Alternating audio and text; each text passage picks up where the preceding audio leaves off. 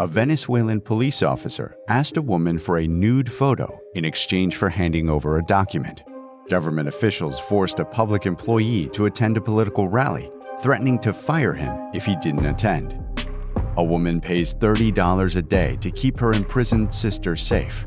A criminal group threw grenades at a supermarket in Maracaibo because the owner refused to pay extortion money. These are all cases of extortion, a crime that has become a common practice in Venezuela, carried out by organized crime groups and embedded in everyday interactions between citizens and public officials. Extortion is severely punished under Venezuelan law, but the authorities who are supposed to prevent and punish this crime are often the ones committing it. From judges and magistrates to members of the military, police officers, public institution employees, and members of criminal gangs, the justice system is deeply corrupted. Judges and magistrates frequently demand large sums of money in exchange for favorable rulings.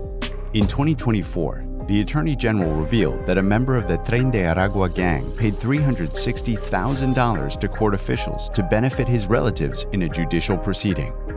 And in April 2024, a prosecutor and a lawyer were arrested for demanding $300,000 from a citizen in exchange for manipulating his trial to secure his release. After the July 28 electoral fraud, state-led extortion had the name of a Christmas song. Under the operation called Operation Tuntun, No Whining, police and military forces were given free rein to arrest and prosecute anyone protesting against the election results, as well as opposition politicians and civil society leaders who spoke out against the human rights violations. They carry out arbitrary arrests, search cell phones, kidnap people, open criminal cases, and then charge for the victim's release or for influencing the legal process in their favor.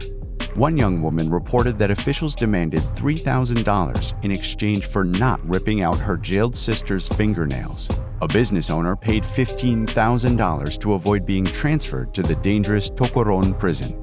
Extortion in Venezuela is brutal and has become institutionalized. According to a study conducted by Transparencia Venezuela, transporters are robbed of money or merchandise in at least 1 in 4 checkpoints along the way. This practice has become professionalized. In 2024, it was documented that in border areas, drivers prepay the extortion fees before beginning their journeys, so that when they arrive at the checkpoints, police or military officers allow them to proceed after verifying their payment. At the ports, cargo owners, instead of declaring their merchandise and paying for it, pay a flat illegal fee to public authorities and military personnel. Extortion is also widespread within public institutions. At notary and registry offices, the quality of the service and the results depends on illegal payments. Officials typically start by saying the process will take a very long time, but if an extra payment is made, the document can be ready in a week. This payment is illegal.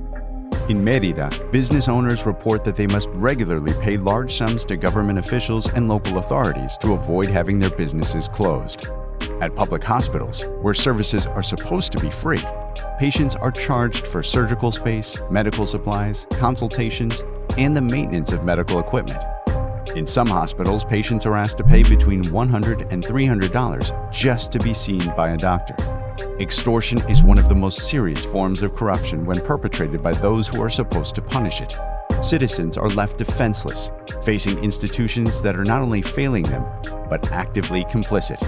At Transparencia Venezuela, we continue to expose these illicit activities. Share this video and spread the word. Let's tear the veil of the corruption networks in Venezuela.